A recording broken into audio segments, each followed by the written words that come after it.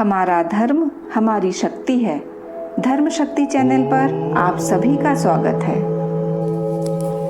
राधे राधे दोस्तों, आज हम जानेंगे कि महर्षि दधीची कौन थे और सबसे महान दानवीर क्यों कहे जाते हैं।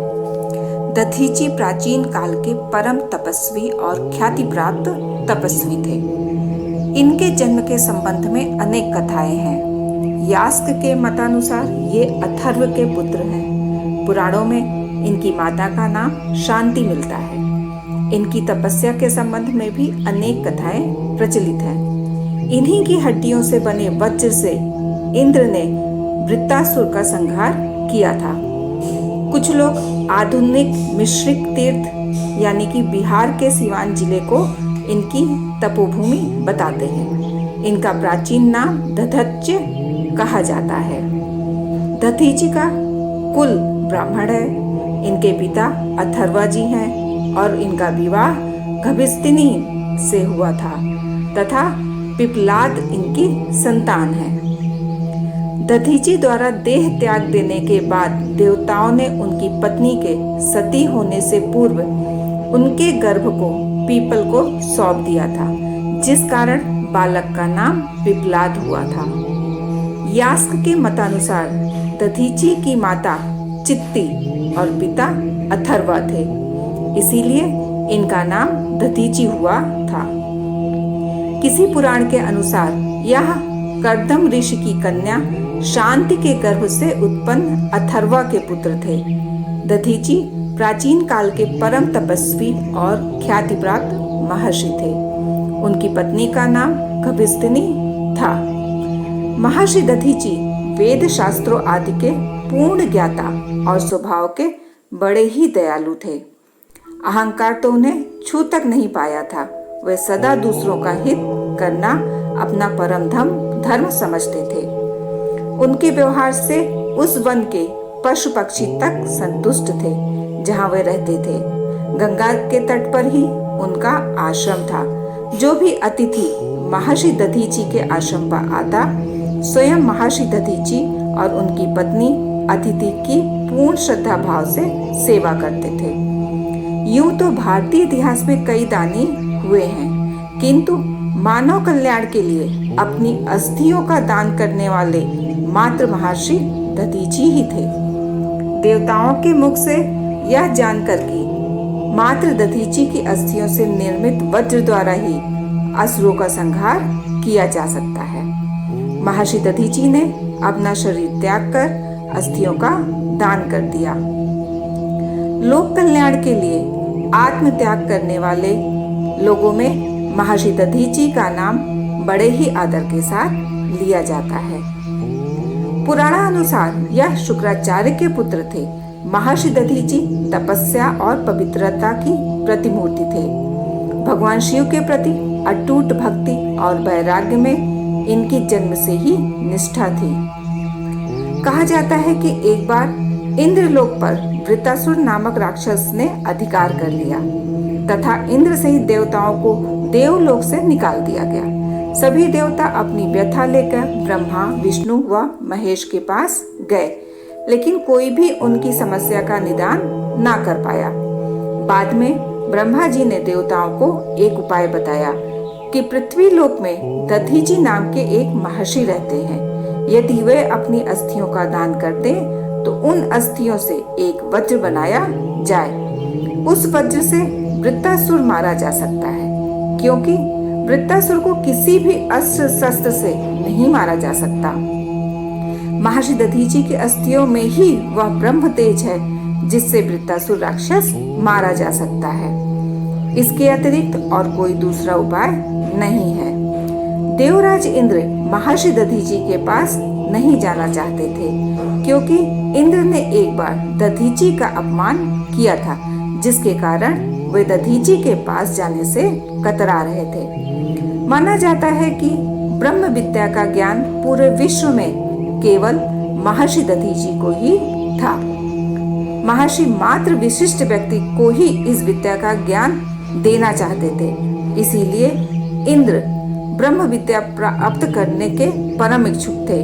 दधीची की दृष्टि में इंद्र इस विद्या के पात्र नहीं थे, इसलिए उन्होंने इंद्र को इस विद्या को देने से मना कर दिया।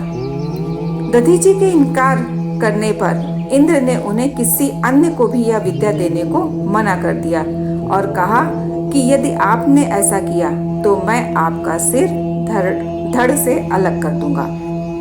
महर्षि ने कहा कि यदि उन्हें कोई योग्य व्यक्ति मिलेगा तो वे अवश्य ही ब्रह्म विद्या उसे प्रदान करेंगे। कुछ समय बाद इंद्रलोक से ही अश्विनी कुमार महर्षि दधीचि के पास ब्रह्म विद्या लेने पहुंचे। दधीचि को अश्विनी कुमार ब्रह्म विद्या पाने के योग्य लगे। उन्होंने अश्विनी कुमारों को इंद्र द्वारा कही गई बातें बताई। तब अश्विनी कुमारों ने महर्षि दधीचि के अश्व का सिर लगाकर ब्रह्म विद्या प्राप्त की।